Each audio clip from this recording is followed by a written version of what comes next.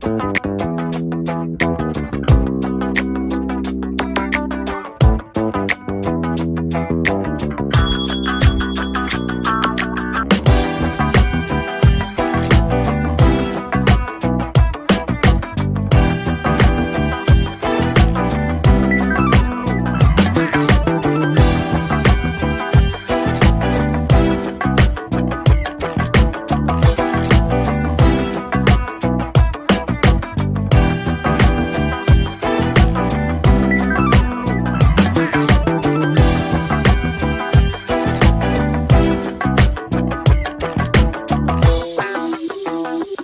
spent countless hours in the garage with your dad. Now investing in that old car and working on it with your son reminds you of him. And his legacy lives on. Fund your passion with a low-interest home equity line of credit from Bank of Blue Valley.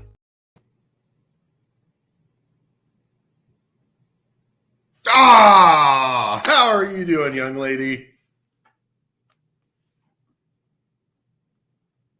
Are we both on mute right now? What's cooking? It just looked like a glitch. What are you supposed to be? This is actually what was in my closet. So I couldn't find my construction hat that my wife threw away, so I couldn't do the flannel mustache. And so I just wore this. So this actually works really well for Chiefs games because it keeps your ears cold or warm. So it's really, really good. I mean, Aaron, you look awesome. I feel like we need to go have beers and go gambling. Look, I'm in a Halloween shirt. It says, "So I creep." So I creep. Yeah. I'm a really good singer too. And honestly, I'm just using Halloween as an excuse to wear this hat backwards. I can wear it forwards. I really like to wear it forwards, but you can't see it on the show. So you think you look great forwards and backwards. I look like a full out lesbian and I love every second of it. You got the great lipstick, your hair is highlighted, you're ready for fall. I actually thought it was the 1989 sweatshirt album, but it's not. But does it kind of look like that? No, my 1989 shirt is pink and it says 1989 on it. So it doesn't really, the only thing it really has in common with it is that it's a sweatshirt. Yeah, well, I'm not going to go chase rivers and waterfalls. I'm going to stick to the rivers and the lakes that I'm used to. So I'm not going to go creep, okay? I cannot. But, if I'm chasing rivers and waterfalls, I'd be hanging out with Bank of Blue Valley and Burns and McDonnell because they're so gracious to sponsor the show and doing amazing things in the community. Bank of Blue Valley and Burns and McDonald's were a couple's costume. What costume do you think they'd be? I have one. I think they'd be Travis Kelce and Jason Kelce. Oh, they would. Man, our sponsors would love that, Aaron. I'm not even going to try to even come close to that. That's a great, great, great metaphor there. Did you see that my best friend Taylor Swift's plane landed this morning in Kansas City because she's here for Travis's Halloween party? Yeah, where's it going to be? I mean, the show is turning into a Taylor Swift, like Travis Kelce update show. Your boy, the mayor, Quentin Lucas, does a weekly podcast. And it's like Kansas City tomorrow. It's only 6-7 minutes. So if you ever searching podcasts, just search Kansas City news and it will pop up. But he went to France, and in France he was there for the World Rugby Championships. And people they would say, "Hey, where are you from?" He said, "I'm from Kansas City." He's the mayor. And they would say, two different people came up to him and said, "Oh, Taylor Swift, Kansas City Chiefs." And he goes, "People usually don't know much about Kansas City, but now they do. And so any publicity is good publicity, right?" Marketing. Rihanna lives here too now. Did you know that Rihanna lives here? She bought a house here too. Yes, I think it's on 56th and Ward Parkway. Yeah, she's neighbors with some friends of the show. Yeah, absolutely. This is wild. What is our city turning into? Well, it's exciting for you. You do business all throughout the country. I'm just that suburban dad, just coaching, just nothing. By the way, if you want to hang out with me this weekend, I'll tell you guys where I'm going to be because I don't leave my house very often.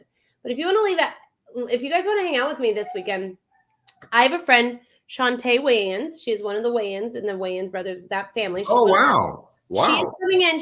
We're friends, and she has a comedy show here this weekend. I'm going to the Friday night show, but she has 5 shows. 2 Friday, 2 Saturday, 1 on Sunday at the Comedy Club. So everybody go check her out. She's super dope. Wow.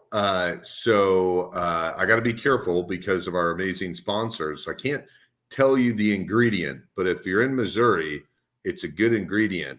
And I have a chili cooking competition. And I'm assuming that they're not listening to the show right now, but let's just say it's going to be some special chili. Oh my God. Oh my God. On the Missouri side. Yes. And you're not taking the chili to Kansas. Nope. It's not going to be in Kansas. It's going to be in Missouri. Missouri. All right. This show is going to hell. Let's bring on can you guys tell us, it looks like people are watching from my numbers over here. Can you tell us who you are, where you're watching from, YouTube, Facebook, LinkedIn, and what you're going to be for Halloween? All right, let's bring it. Nobody cares about us. Yep, they care about the panel. Oh, my son's in Rock and Races this weekend on the Late. He's also an awesome show. I'm going to show you really quick.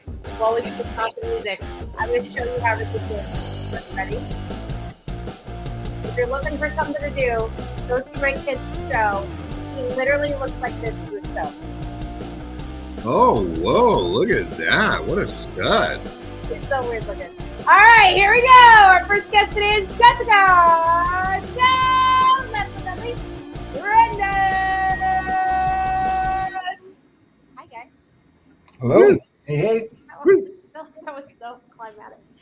Hi, guys. Welcome. I have no idea if anyone's watching. It says so, but nobody's commented. They usually do. So, Halloween's busy.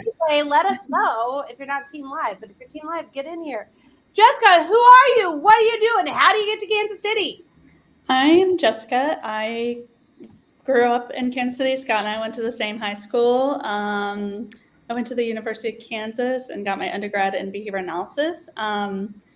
But I needed to go get my master's to make more money. So I went to the University of North Texas and spent about 9 years there. I got my degree and COVID happened and then I worked. I just moved back to Kansas City in May, and I currently work at Life Unlimited, and I'm very happy. It's a great organization. We work with adults with disabilities. We have residential services, day program services, and supporting services. I'm in their supporting services department in ABA.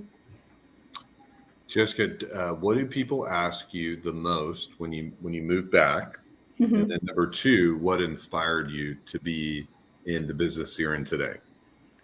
Like, what do people ask me the most? Yeah, like, hey, you came back to Kansas City. What's new? Like, what do you notice about Kansas City that's new or that you missed? I feel like people haven't asked me that, but I will say that I visited so often because my family lives here and my mom has a medical condition. So I visited a lot. So over the years, it's just been fun to see like the city grow and just blossom. It's really wild. Even like my mom and I were saying like how she researched, like speaking of Halloween, like when we were kids, there were no like trunk or treats. Now my nieces can go to like 50. So, and then what inspired me, I love adults with disabilities. It's very underserved population. I also really love being able to change people's lives and giving them the tools they need to help change their lives. And I'm also excited because a win for Life Unlimited is we just been here for 50 years and our department's growing.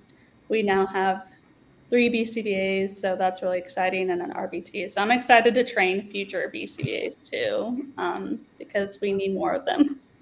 So for the audience, what does that acronym stand for? And then secondly, how did the other organizations in your space work together, or do they work together?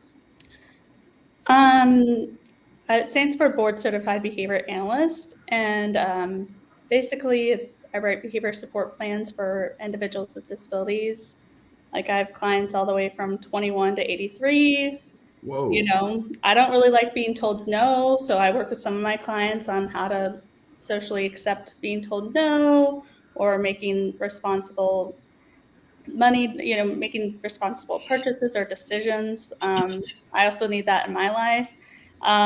So we currently don't collaborate with any other like people that offer behavior analytics services, but we do, of course, like network and support other industries. But we are contracted. So I do work with outside agencies that don't have ABA.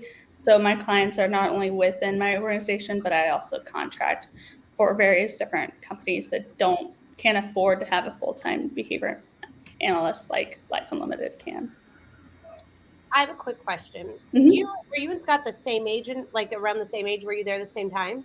Yeah, I think he was a senior when I was an undergrad. What Freshman. What were your thoughts? Where did you think he'd end up in life?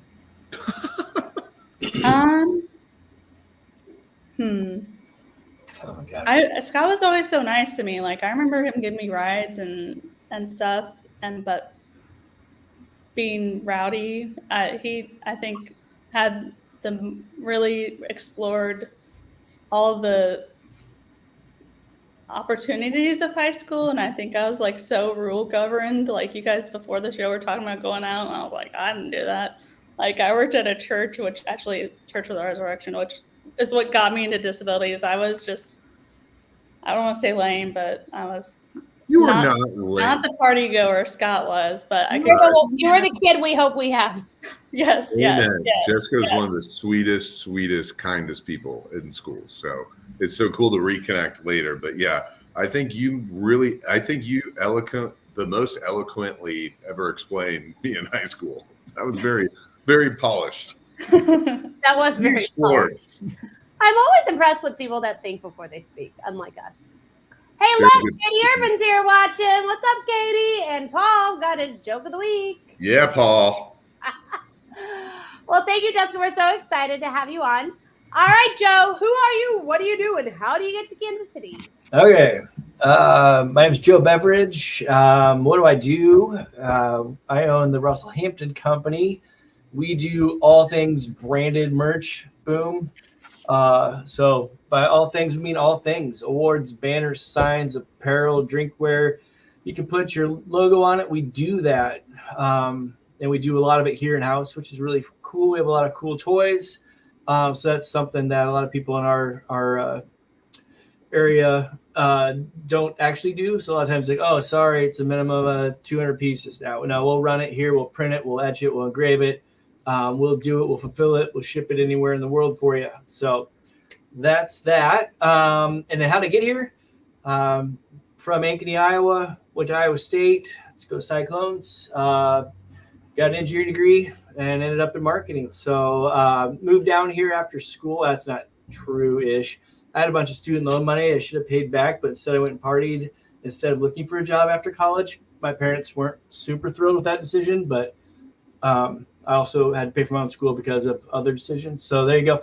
All worked out. And I lived on my buddy's couch for 4 months and partly out of his coat closet in the trunk of my car, and got a job down here, and the rest is history. So, yeah. Cool. So, Joe, I'll give you a quick question and have Aaron take the next one.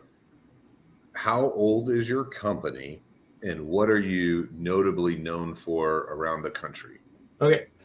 So the company, it's fourth generation, was founded in 1920, so that puts us at 103. And it started, so my wife's great-grandfather was in the first Rotary Club in downtown Chicago way back when, and so they were doing branded merchandise, but specifically for Rotary clubs. So we are the world's largest provider of branded merch for Rotary clubs worldwide, which is why we ship all over the globe. So there you go. Yeah. Rotary clubs are okay. Listen, Did that throw you for a curveball? Well, Yep. okay, because I've been in sales for a really long time, right? And I remember back in the day, everybody used to go to Rotary clubs like they would B&Is or something like that. But I just haven't heard of them in a long time, so I didn't know if they shifted like during the pandemic and stuff. I haven't heard Rotary Club. Are those still a thing? And like, is the demographic like continuing to is it aging out, or what do you? I want to know what you know about Rotary. Okay, very good. Yeah. So Rotary clubs it's funny. In fact, the pandemic initially was really rough on them, or any group that depends on meeting in person and doing service, in your communities and everything. So that was really brutal. And, the fact that they're a large client of ours, we felt that for sure. But anyway, so Rotary clubs, for a very long time, they were slow to react or adapt to the changing world. But recently, Rotary's done a great job of having something that's there for everybody.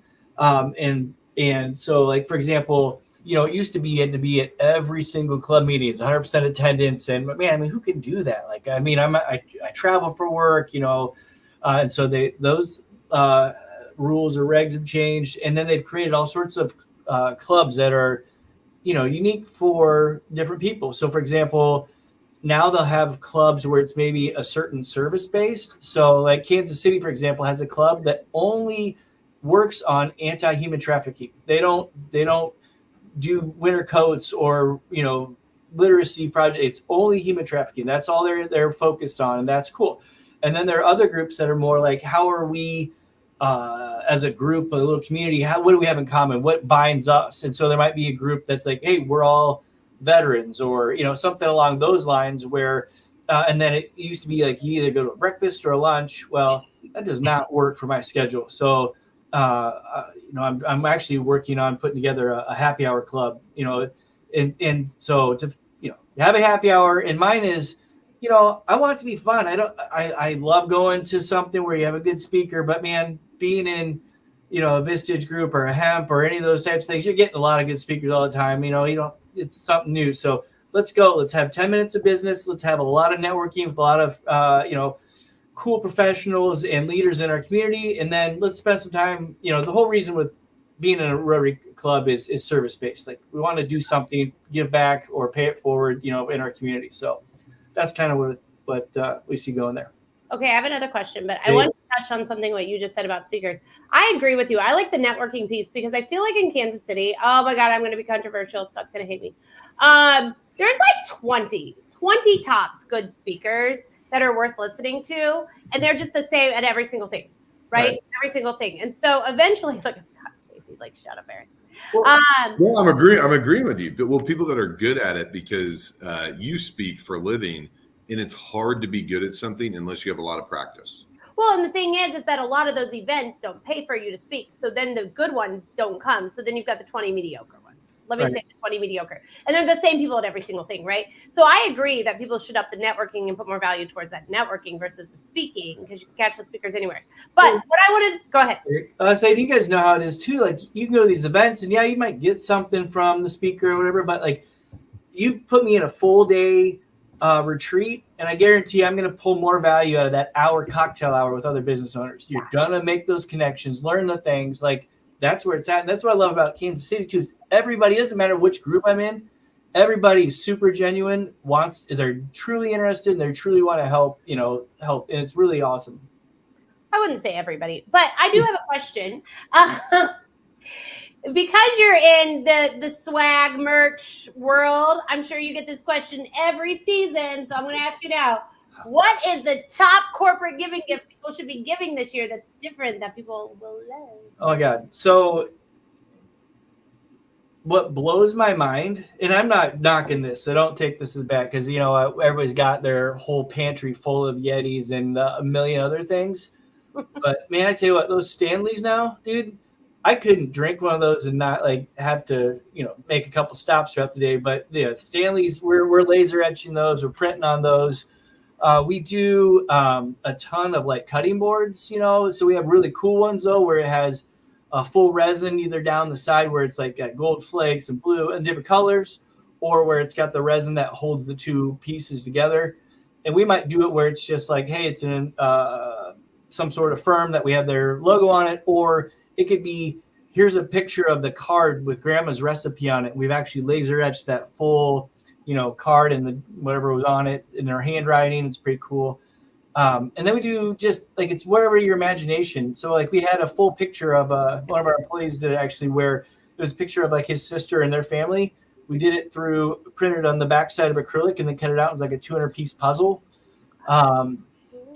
any sort of ornaments. We do, same thing. We cut it out of wood, do the acrylic, what have you. So there's, like I said, our crew is awesome because they're going to talk to you, find out, what your interests are. So their thing is, we always stole it from being in hemp, stole it from Barnett, his 3 questions. What do you like? What do you don't like? And is there something that you might like? And so we always do those 3 questions with our clients to really get to the root of them. Plus, we don't want to waste your time pitching you stuff that you don't like, and we don't want to waste our time looking for it at the same time. So it's kind of a win for everybody. Okay, I have one last question, Mhm. and then I'll shut up. I have this firm belief that people don't want your logo on their stuff; they want their logo on their stuff that you give them, right? How many companies? Because I feel like, especially businesses, like they're going to take their logo and be like, they're proud of that, right? Versus if I give them my logo. How many companies do one-off person? How many companies do you run in that literally stop to go, I want to do one-off personal things for each of my clients versus, hey, just print me a bunch with our logos on them? It's mostly a bunch of our logos, but we do get a lot of, like, especially on the gift side, like you're talking about, where maybe a board member is retiring or something along those lines, where it's like, oh my God, we need a Calloway pullover and a Yeti tumbler, and we need them like next Tuesday. So we do get a lot of stuff like that. And then we also do like a lot of places so it'll be like welcome kits. So as they get new hires, we'll do a lot of that type of thing too, where we'll put a nice little kit together for them.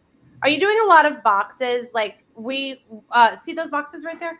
Oh, yeah. Boxes made. Those seem to be a big thing on social media. Unboxing when you're brand new at a company. Okay, yeah. We actually have a couple that they do for some groups that they ship them all over. But yeah, absolutely. That's cool. And then Katie says she's getting her leader's graduation gifts made there. She is. Thank you, Katie. Yeah. Yep. So speaking of Kansas City, I met them at Art That Blows. Oh yeah. Right. So, Scott and I were in the original class of, what are they called? Rock stars? So Art That Blows, are you talking about Meyer Music, or are you talking about okay, yep, there you go. Boom. Yeah. Scott and I were the original rock stars. You guys probably met each other at the bar. I'll tell you the story later. Yeah. Called a hot corner. Yeah. And then you call and tell me, Scott, because I want the tea. All right, Brandon. Who are you? What do you do? How do you get to Kansas City? Yeah, Brandon Calloway, CEO, co-founder of a nonprofit called Gift, Generating Income for Tomorrow. We give out grant money as well as technical support to Black businesses on the east side of Kansas City. And what we're really trying to do is take a stab at closing Kansas City's racial wealth gap, right? Kansas City, one of 21 hyper-segregated cities on purpose, right? The history of redlining is very intentional to keep Black people in one part of the town and to suck the wealth out of that part of the town. And so we recognize that, look at that, and we say we are going to reverse that impact and address that by putting money directly into that part of Kansas City with the goal of finding those businesses, finding Black businesses in that area, helping them grow so that they can create jobs that creates greater economic development and economic growth for the entire east side of Kansas City, which ultimately ends up being better for Kansas City as a whole. And then how did I get here? I was born here. I was born in Kansas City. Went to high school here, went to the Army for a little bit, went to college at Avila, and had my entire career here in Kansas City. So you just got done publishing your stats. And so how many businesses did you give money to? How much money did you give? And for fun, tell us one of your favorites. You don't need to pick, or you can pick multiple, but one of your favorite businesses that you've worked with. So give us the data. Yeah. So we've given out. So we're at the end. By the end of year 3, we've given out 1,237,000. Woo! Yeah, to 63 different Black businesses. Right now, we're up to 1,400,000 and 57,000. Yeah. So at the end of year 3, we're at a little bit over 1.2 million, 63 different businesses. We created around 108 new jobs. And we were able to identify that those jobs pay $16.06 an hour on average, right? And so our stats have been pretty consistent year over year. So give or take a few $1,000 for every $10,000 that we're able to give, we're able to see one new job created, and that $16.06 round ends up being a little bit over $30,000. So for every $10,000 we give, we're able to create a job that pays around $30,000. And so again, all Black businesses, all on the east side of Kansas City, and it's been we now we have enough data to show that we've been successful and effective at actually doing the thing that we set out to do. Um, One of the businesses that received a grant from us is Ophelia's Blue Vine Urban Farm. So if you go down, Vine Street, right there on 24th and Vine, you'll see a greenhouse, in the middle of the city.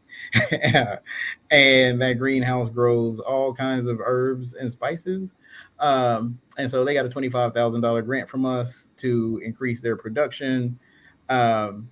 They did that. We also, again, we give technical support that goes with that. So they get business coaching for a year, accounting for a year, legal, marketing, all of that stuff. And so the Ophelia's Blue Vine business was able to they were able to increase their production. We got them connected with Hy-Vee. Hy-Vee made a purchase order, and they were able to immediately go into selling their products in Hy-Vee. And then they began selling at all of the Hy-Vees in Kansas City. We took them to a meeting with Sunfresh, and we took them with, I think, 2 or 3 other people. We sat down with the owners of Sunfresh, allowed them to pitch, and they got into a few of the Sunfreshes. And so the Ophelia's Blue Vine went from really selling every now and then at farmers markets to now like they have a window at their greenhouse where you can go up and buy from them directly, as well as they now have their products in multiple grocery stores around the city that you can go and grab. So yeah, they've grown their revenue a little bit over 300%. They've created around 3 new jobs. They've had some really good success. Okay, I have a whole list of questions. Are you ready? Sure. Okay. Out of those 63 businesses you've helped, how many applications do you get? So year 1, we got 100 applications total, and we gave out 14 grants that year. Year 2, we got, I want to say, around the 260 mark.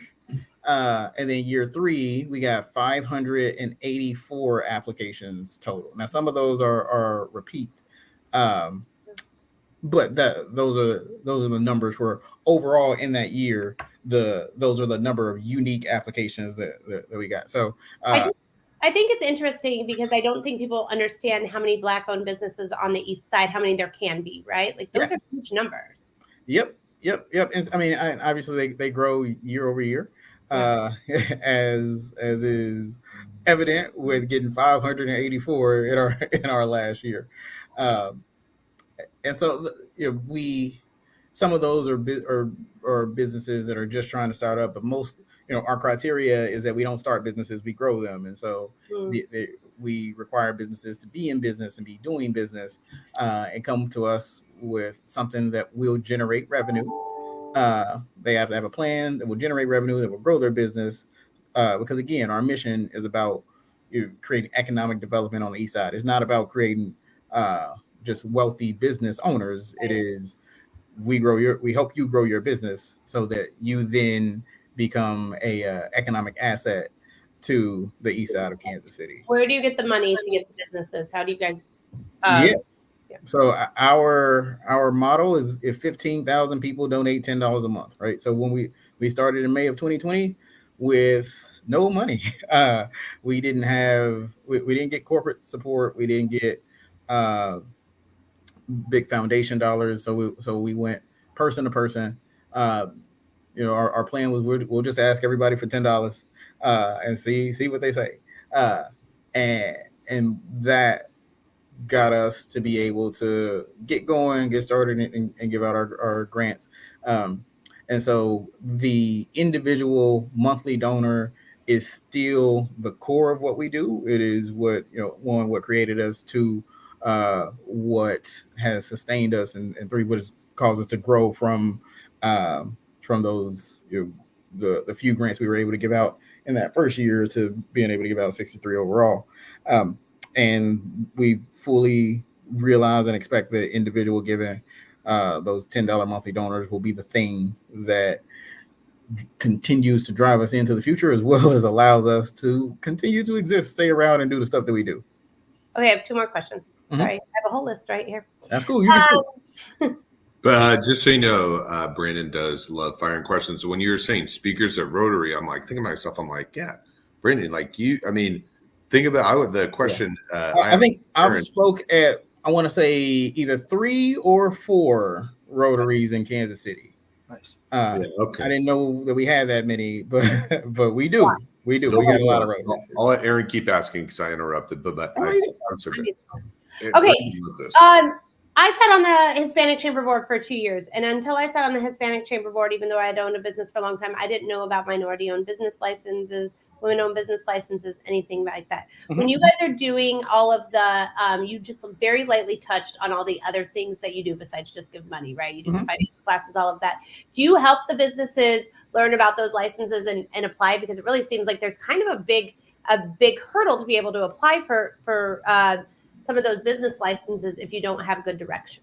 Yeah, we do. So one, we are we're good friends with KC Biz Care. So Nia Richardson down at KC Biz Care, and so we direct people down there when necessary. We also, so we've grown and we have a 8-person full-time staff, and one of our staff people is the person that becomes their business coach when they get a grant from us. And so her name's Karis Harrington. She's our chief of business development, and Karis is hands-on with helping people get their MBE, get their WB certification. And so we have one business, First Priority Heating and Cooling. So they do HVAC. They got a grant from us to add in duct cleaning. And they were able to take on some bigger jobs, but they also wanted to get the MBE WB certification because they qualify for both. And so through the business coaching with Karis, she gave her a really clear path of here's how you do it. She helped her figure it out. And Jill from First Priority, she got literally every single every single one that she qualified for, she got. So yeah, and we also have this business center. So I talked about, we do grants, we do technical assistance, and then 584 businesses applied last year. We gave out 63 grants in 3 years. So a whole bunch of people that we're not giving money to. And so the business center, 7,500 square feet, it takes all of that technical assistance. So one-on-one business coaching, accounting, marketing, legal. We have a bank here. We have a media studio. We got co-working space. It takes all of that stuff, puts it under one roof, and allows business owners from anywhere in the community to come in. You don't have to be Black to come into our business center, but our business center is on Prospect, so most of the people that come in are Black. And the business center is open to anybody. And so even if you haven't gotten a grant from us, we do so business basics classes, one-on-one business coaching, and have helped a lot of people through the business center get their MBE and WB certification. So we do that as well. Okay, last question. First of all, that's cool. I had no idea you guys had a business center. Yeah, Scott was here. Was that your first time? Oh, me and Scott spend time on Prospect. Okay. The only thing, Brandon, that I would like to critique is, one, incredibly beautiful space, but if people were able to walk in and work and then register, because they just come in and then you teach them how to register, log on, it gives them an opportunity to donate, but it's so centrally located. It's a beautiful business spot for people because you can catch everyone. And there's times where people work remote that they can pop in, make themselves a coffee, log on to Wi-Fi, donate, or learn about business services or things you have going on. But I think you just say, hey, come in and then register. We'll teach you how to register. Yeah, we do have people come in and like they'll pull out their phone and sign up for a cube before they use a cube. But we gotta track traffic. I would just say come on in and then log them in when they're sitting down and working. Yeah. As opposed to doing it when they walk, like right when they walk in. You just, hey, get the cube here. I'm going to show you how to sign in. Yeah. We've run into days where we ran out of cubes though. Whoa, I get it. Okay. Yeah. I get it. Okay, I have one more question that I want to get through. And then That makes sense. Sorry, you're right. You can tell them how to fix a very successful business later. Okay. So Yeah, I was wrong. No. It's not there. There's no wrong. There's perspective. I just wanted to go work. I just want to be able to pop in, and I was like, I feel like I can't. Want to play on Scott, all he doesn't want to do. Okay. Scott, you can always pop in. Scott, you can always pop in. I won't be wearing this. I promise. Yeah. First of all, let's pull this up, and then I have one last question. Hi, Katie. She says she loves what Gift does. Biz Center and all the resources there. Good to see you. Thanks, Katie. Okay. I cannot skip over May 2020 is when you started this. Also during May 2020 is when a lot of our world changed because of George Floyd. How much did that play into you wanting to start this business? Was this something you were wanting to do before? Like, what did that play in at all? The timing just seems very... Yeah, 0%. Okay. So we started May 5th of 2020. So I have two other co-founders, and the short version of this story is that we were in a Facebook group. One of them made a Facebook post talking about how frustrated he was and not seeing Black businesses and Black communities. He made that Facebook post on April 30th of 2020. His response to it was, there's 15,000 people right here in this Facebook group, and we put in $10 a month. We can, support Black businesses ourselves. We don't have to wait on anybody to do it. I didn't know him at the time, but it was similar to a thing that I've been thinking about. So I reached out to him. Another guy reached out to him. Three of us got together. So he made his Facebook post April 30th. We got together May 2nd, and then we filed the paperwork May 5th. And then the next week, Ahmaud Arbery video came out where he was jogging through a neighborhood, and two guys shot him. And then about 2 weeks after that, Breonna Taylor's story came out. And then the week after that, George Floyd died. And so we launched, right before all of that happened. We didn't launch because of it.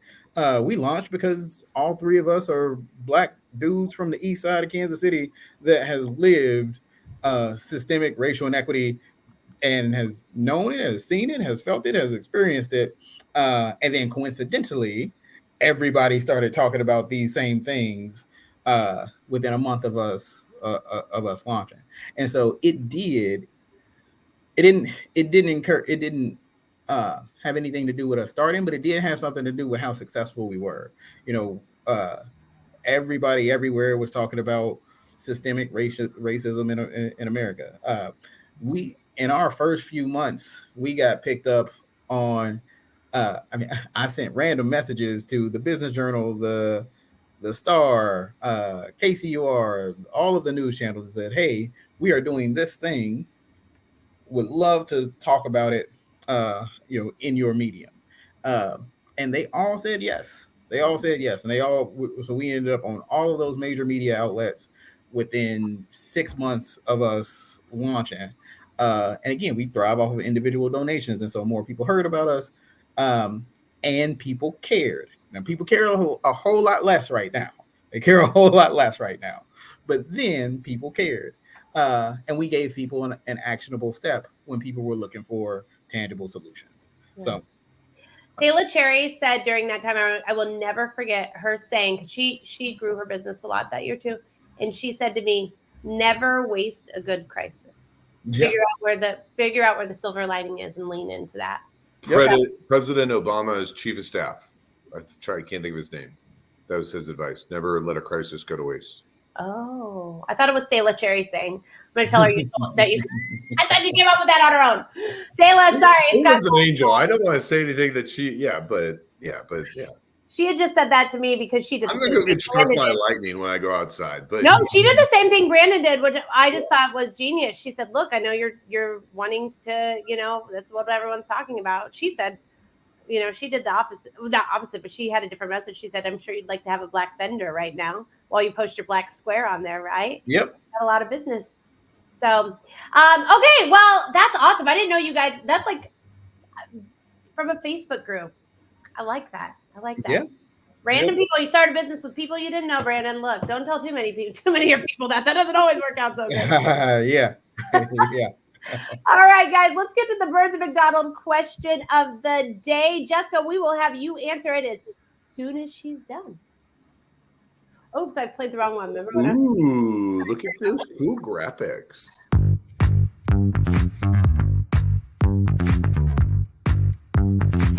Hi, my name's Megan Johnson. I'm a technical recruiter for Burns & Mac, looking for the best and brightest talent nationwide. My question of the day is, what's your one superpower that makes you stand out in front of others? Jessica? I feel like the tools that I learned in school of behavior analysis changed my life. I lost 100 pounds using behavior analysis and diet and exercise, and I feel like it's also changed my clients' lives. So I feel like that's a superpower. Wow. Well, that's a cliffhanger. Dive more into that. Educate the audience on a little bit more about it. On the weight loss part or behavior analysis or both? Both. Okay. It's behavior analysis basically is breaking down a big goal. I know I follow Aaron a lot. I think the problem with TikTok and Instagram is tomorrow you'll be skinny, or tomorrow you'll, I don't know, quit smoking. And it's just like that. It's a 15-second reel. But really to change behavior successfully, it's I'm gonna eat, my goal is to eat a vegetable every day. And I've still not met that goal, but it's breaking down those goals so that you can feel successful into a larger goal. So that's what I did for losing weight. Is I first was defending my thesis at the time. I think I just started tracking my food. And then once I defended, I added in exercise. So it's all about, not doing it tomorrow. And so, with my clients, they have parents, which I think, Brandon, are you a parent too? I think most of you guys are parents. I'm not a parent, but, it's really hard to be a parent, and especially if you have a child or an adult with a disability and, they're, struggling and you love them. And it's nice to have someone come alongside and just say hey, let's try these strategies. You do have to do the dishes, but first let's do the dishes, then we can do X, Y, Z. So it's all about setting up systematic interventions in the house to make the parents and the child feel successful. Awesome. All right, Joe, what's your superpower? Oh man, I would say it's probably adapted or changed a little bit over the years. I would probably told you back in the day it was bringing groups together and always being one of the last to leave a good time. But I would say now it's evolved to be patience, believe it or not. I think that's really weird, but to be able to take your vision, whatever that is, and to, as exciting as it might be, or as opportunities come at you, to just be really strategic and smart and patient, which is really, really hard. So that's a lame one, but that's one of mine, I think. Patience. So I think it's a good one. How you've been running your company for quite some time. What year do you feel like you're okay, I'm getting this patience thing? Because as a business owner, it's never soon enough. Yeah. And it's one of those things where you develop it and you don't realize it until, you probably had it for a while, but it doesn't come true until, somebody comments on it Jesus, you're I just can't believe how patient you are. And you're oh, maybe I am. And then it kind of becomes a theme. But I think just through, taking a fourth generation family business, so working through that transition from generation 3 and seeing an opportunity how we're going to take that next step, and working through that transition. And if you've acquired a couple companies, that can take a lot of patience and understanding people's feelings. So, there's a lot of emotion that goes into that, and making sure that you're real, patient and also just empathetic and understanding of everybody's position. I think that all kind of plays in together. So I think, and then, like I said, just being really fortunate to know, you guys and other really, really smart people in KC and get good advice has always been helpful. I like that. David, Scott, look what David said. Yeah. Hey, he's the highest ranking military official we all know. Brigadier General. How do you know who we know? I'm assuming he's up there. He's pretty high. I don't know. Maybe there's other generals that we know collectively that I do not know that you know. But there's 5 people on here. You don't know all the people we know. That's all I'm saying. Yeah, Brandon probably knows higher ranking people he served. So I'm wrong. You just got to hang out with me more, because now you know why my business partners love me. I'm wrong 19 times out of 20, but I'm quick to admit it, though. Brandon probably knows people higher ranking. So, Aaron, you are correct. Yeah, I can't think of anybody. A brigadier general, is that pretty Get high? into it. Yeah, brigadier general is pretty high. General is. We love you, David. Sorry that Scott made it weird. Brandon, what's your superpower? Yeah. My superpower is analysis and execution. Kind of both. Like, I feel like they go hand in hand. And so my degree is actually kinesiology, and specifically a focus on biomechanics. And so, like, I had a bunch of specialty certifications, and one of them was clinical corrective exercise. And so I got really good at and comfortable with analyzing movement, analyzing pain, analyzing a problem, and looking beyond the surface and what it presents, and finding what that problem actually is, and then creating a solution based on that analysis. And I have applied that same process to nearly everything that I do. Sometimes it's really annoying to people, depending on who you talk to. But it gets to the root of the problem. And then we find a solution, and we execute that solution, and we analyze the new data that came from that, and see what works and what doesn't work. And we can continue this this everlasting loop of analyzing and execution and analyzing. It is what we did when we built the program of GIFT. We analyzed what are the needs of the community. We implemented a solution and then reanalyzed, which got us to this business center, because some new data, new solutions.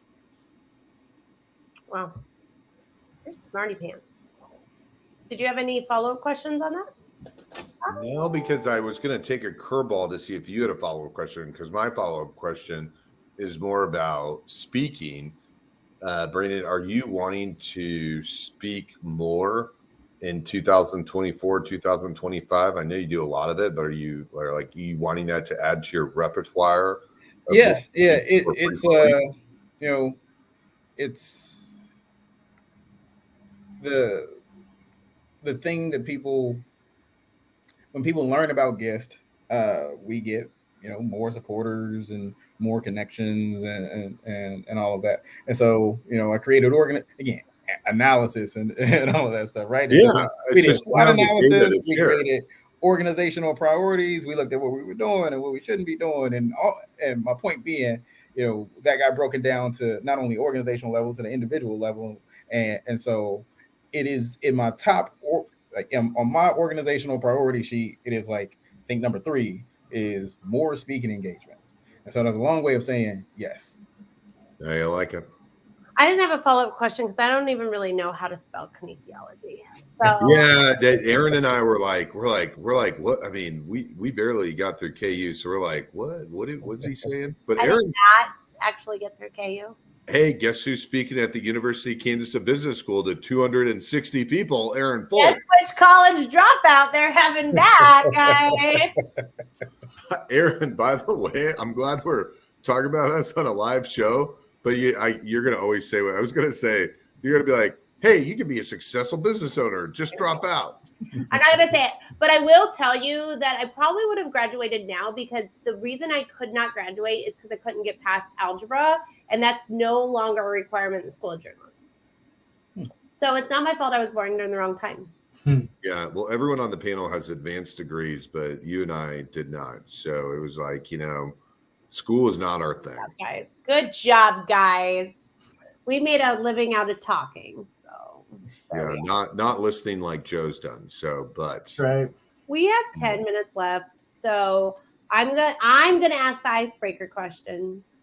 I bet it's the same one. Listen, first of all, I want to tell you guys something. We do virtual meetings every morning, and I've been starting with icebreaker questions. Like the last 2 weeks, I found a list Asana put out of the best team icebreaker questions. And I've had multiple team members reach out to me and saying it's the most they've ever learned about their team because we're virtual and that they love it.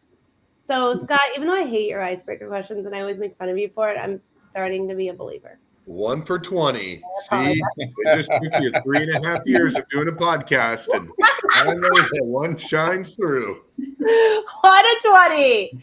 All right, Scott, ask yours. Is it Halloween focused? Yes, but we want to ask the same one. This is like a cool couple thing. I'm just going to ask the best costume. Is that what you were going to ask? Oh, no, I was going to do favorite candy. No, that's stupid. Okay. Yeah. I want to call you should do both. I was going to do both. Okay, sorry. What is your favorite costume you ever wore, and what's your favorite Halloween candy? I'm Mrs. Claus this year, so I think that's going to be my favorite Halloween costume. Our department is also having a trunk or treat, and we are all Mean Girl characters, so I'm pretty excited for that. So I'm also Katie from Mean Girls when she's in the outfit. So I feel like this year is a peak. One year I was like, when I was a little kid, I was Dorothy, and my grandparents were like the grandparents in Wizard of Oz. So I have the picture, I don't remember, but I feel like that was cute. And my favorite Halloween candy, it was Reese's Pumpkins, but I feel like they messed up I don't know. I think they changed the recipe. So I really like peanut M&Ms. We're giving out Sprite at my mom's house. So I feel like we're going to be the cool people with pop at the house. I like it. How about you, Joe? Dude, I really did like that costume that Scott was mentioning. The American Gladiators had the mullet wig, cool glasses, and bandana. It was pretty sweet. I went as JT one year from the video we made with the president. We'll leave it at that. That was pretty awesome. Yeah. We love costumes, man. So, in fact, you should see it here. We have the awards today for best. I don't rep that, unfortunately. I didn't have mine on today, but we had best costume, runner-up, and a winner, and then we had best space. So we walked through here. It looks like it with the sewer drain and ghosts flying around. It's pretty sweet. Ladies, what did they win? We have this group we call the Spirit Squad. They go out and get like gas cards and different things for prizes. So I'm not sure exactly what the winners got. They just. Sorry, I'm just trying to get ideas. I always do Amazon gift cards. I was just trying to get ideas. That's a very personal question. Yeah, no, I'll follow up. Yeah. All right, Brandon. Yeah. So I haven't done a whole lot of costumes, but this year I do, and I don't remember any from when I was a kid. But I'm Jon Snow this year. And so that's, I guess, my favorite costume. I was a huge Game of Thrones fan. Loved it until they ruined it with the ending. But yeah, and then favorite candy for Halloween is, I go back and forth between Butterfingers and then the Hershey's Cookies and Cream. I just like that. You're the guy that likes those. All right. There are more. It's more than just me. Yeah. But if it is just me, I am happy to take on all of the Hershey's Cookies and Cream. I've heard Almond Joy is the one. Almond Joy is the one candy I guess no one likes. I don't know. I like it. There you go. Okay, Scott, what is your favorite costume besides that ridiculous thing you're wearing? I didn't know how we were going to ping pong back and forth. I shouldn't have interrupted. Okay. Kind of like Brandon, don't really remember a lot of the costumes. that I wore, but I never went wrong with a lumberjack. So always a lumberjack. It's just a really easy costume to wear. And then candy, someone mentioned it today at my company's Christmas breakfast or Halloween breakfast. You're either a gummy or you're a chocolate. And I think like 80% of people are chocolate and then 20% of people are like the gummy. I think I'm in the 20% gummy. I like gummy stuff. I like gummies better too. Maybe that's what. Mm-hmm. And Almond Joy. Now, what was your favorite costume? So my favorite adult probably ever was Kim Kardashian one year, and that went well. When I was a little kid, though, I have this trauma memory of when my mom made me be a porcupine. Oh. She made the costume. It was so hot. I was miserable. I'm working through it through therapy, guys, though, so I'm okay. I really enjoy gummy stuff, but my daughter has baby brothers. They're like 3 and 5. And when I had a broken leg last year, I told him to get me a Kit Kat. And now this kid collects so much Kit Kats everywhere he goes to give to me. It's kind of our bonding at this point. So Halloween's like my Kit Kat one. Did anyone ever tell you you're the best fantasy football manager costume this year? What? Your costume is the fantasy football manager. What is? Your costume right now. Is my joke not hitting? No, not at all. It's terrible. Oh, I was trying to get you to laugh. That hit horrible. Try harder. Just kidding. Okay, well, this was a really weird show, but you guys were a great panel, and we really appreciate you guys coming on. We hope that everyone has a spectacular day. Thank you for Bank of Blue Valley and Burns and McDonnell for sponsoring. Thank you, Scott, for co-hosting. And go out and be safe tonight. And check your candy wrappers. That's what all the other adults say. So, see you later. Bye, guys.